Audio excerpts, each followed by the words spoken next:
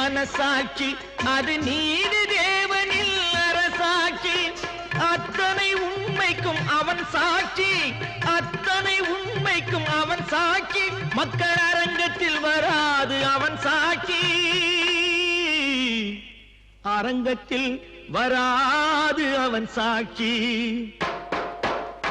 கடவுள் ஏன் கல்லானா மனம் கல்லாய் போன மனிதர்களாலே